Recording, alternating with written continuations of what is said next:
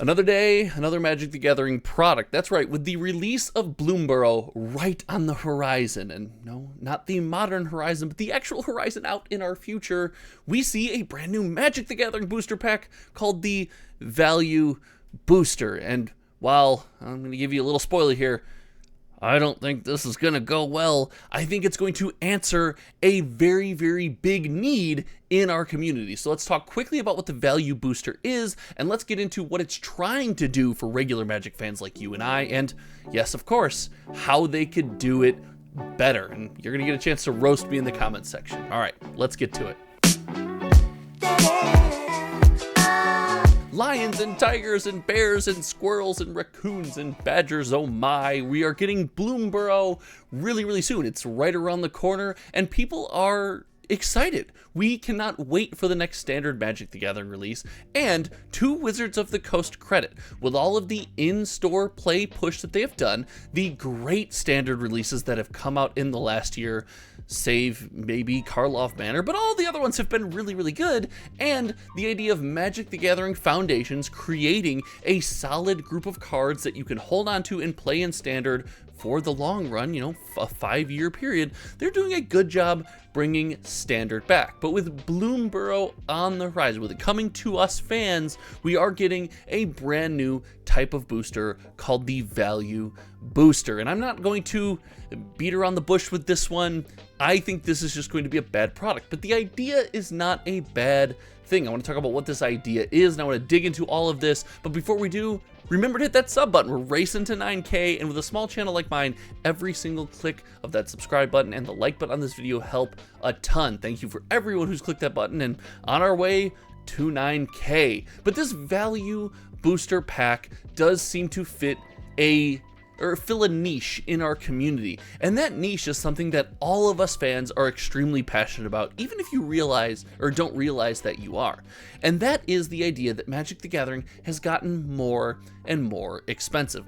Let's face facts. Playing Magic the Gathering, opening sealed Magic the Gathering product, being involved in this hobby is getting more expensive, and sometimes it feels like if you want to get in on the really good stuff, the exciting sets, the big ones that everyone is talking about, well, you have to have more and more money in your pocket. Now, standard as a format and as a product release does a pretty good job of keeping things slightly more reasonable. And yes, I know in the comment section you're gonna be like, but I found this standard deck and I found this standard box that are wildly expensive. But for the most part, play boosters on a pack by pack basis, our Magic set boosters are a very popular product from the last generation of Magic the Gathering releases, and the cards in these play boosters and the cards in these modern standard releases are going a long way. We're playing them in a parade of various formats. They are sliding perfectly into our commander decks, and like we said, they now have a home with standard, not full-fledged and raging at every local game store, but slowly creeping back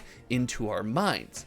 And while this is all happening and we're shelling out more and more money, we are complaining on the internet and saying how much we want cheaper, more affordable Magic the Gathering product, and thus something like the Value Booster is born. And just quickly, the Value Booster is the latest and greatest product from Wizards of the Coast. It's a booster pack that's going to be a better value theoretically, so I'm assuming that means cheaper. And just to break it down in a 10-second spiel, each Value Booster contains 3 commons, 2 uncommons, 1 wild card of any rarity, and 1 card that may be a land, traditional foil, or special guest card. Okay. Notice nowhere in that spiel did they explicitly say, you're going to get a rare card, you're going to get a mythic card here. No, it seems like, could these packs come without rares? It's a little bit of tinfoil hat speculation. It seems like they could. It seems like they could come completely rareless, which would just be an amazing feeling for people opening these packs. I don't know why that decision would be made, but I digress. We are clearly trying to fill the niche of, hey, you don't want to take the bigger financial step into Magic the Gathering. You don't want to buy a more expensive pack. You don't want to purchase a sealed box, which now costs more. We're trying to fill this void of you want to spend less money, but you still want to be involved. In fact, this is a theme I've actually hammered on the channel for a while now. I truly believe Magic the Gathering is learning a lot from other trading card games, and mainly Pokemon, and trying to capture an audience of various exact amount of money in your pocket at a given time level. And I don't want to say economic status because, like, hey, it doesn't matter what economic status you are. Sometimes you don't want to spend $150 on a booster box.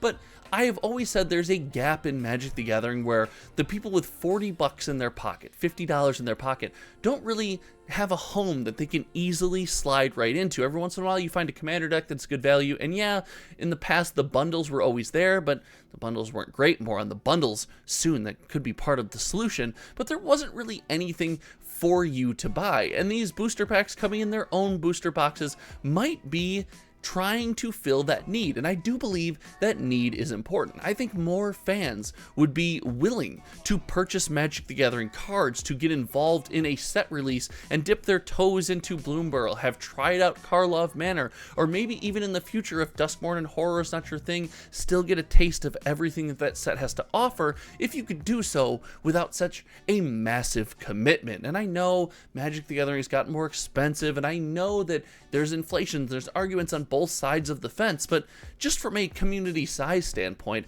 I think it's safe to say the more homes we can hit, the more of, groups of people that we can say, hey, you want to spend this much money, there's something good for you. You want to spend this much money, there's something good for you. And you want to spend this much money, there's something good for you too. The more of those lanes that we can fill, the better off we're going to be.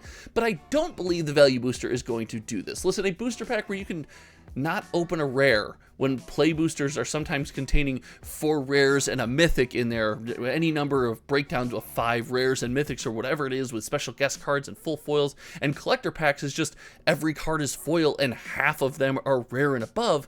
I don't think value boosters is necessarily the move. I think this is going to really create a lot of feels bad, but I don't think it's going to affect our community super negatively, because I picture these as, replacements to the theme booster. They're going to sit on shelves at your local Walgreens or CVS, and they're going to sit behind that lock and key for the random people that steal those things. If you're out there and you're stealing those things, what are you doing? Why are you stealing packs of theme boosters from CVS? There's not even anything good in them. Don't. You're not stealing anything good. Oh, it's always so frustrating. But I digress. I think there's a better way to accomplish this. I said how important it is to fill these various lanes. I said the value booster, in my opinion, is not going to get it done.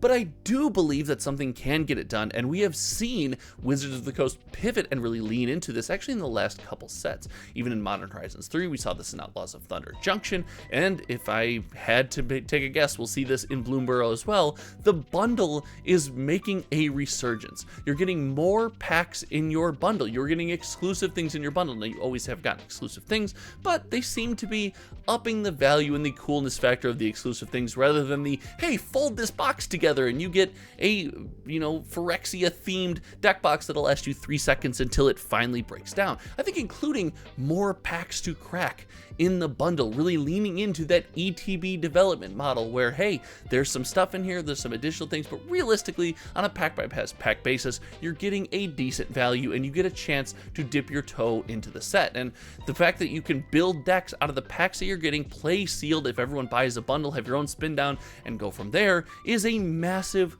win. I really like them juicing the bundles and really pushing the production value and the quality of the bundle, hitting that $40 price point. And in my opinion, hitting that $40 price point is far more important than hitting that $2 per pack value pack, maybe no rare price point, because you get to have that sealed experience. As much as we scream buy singles from the roof of our moving cars as we drive down to our local LGS, we do as a community like to open boxes. This is a thought I'm really trying to hammer home. If you've heard me say this in videos before, make sure you let me know in the comment section below. I'm not saying it's a good value. I'm not saying it's the best financial decision. I'm not saying that you're going to get your money's worth in the EV and all this. No, but we just like to open it. Something trading card game fans like you and I like to do, and that's going to be a part of our community. So I don't think those are going to fill these niche. I think we need to continue to juice the bundles, maybe even go a little bit farther, making the bundles an even better value to give people with that amount of money in their pocket a lane to exist in and the ability to experience a set release kind of in their own way without having to dive full-fledged in and spend $150, $250, $300 on a Magic product. In fact, we talked about very expensive Assassin's Creed boosters that I predicted would come back down. I want to say crash, but come back down in price, and they have. I'll try to link that video here. All in all, I am really excited to hear what is next for Bloomburrow. I cannot wait. We will be tracking every single sold listing of sealed product right here on the channel and on cardboardfinance.com. It is all supported by the channel members. It's $5 a month. Click the join button below this video to help support the channel. You get discounts on box opening. We got a Star Wars Unlimited box opening coming for Screen Watcher channel member. I cannot wait for that one. And we have an Outlaws of Thunder Junction deal coming up for channel members first. So make sure you're in the Discord, all that fun stuff. Thank you so much for hanging out. Until next time, you guys know me. My name is Josh. Enjoy your Bloomburrow pre-release spoilers and all that fanciness, and I will see you around. Okay, goodbye. Scoot off slowly.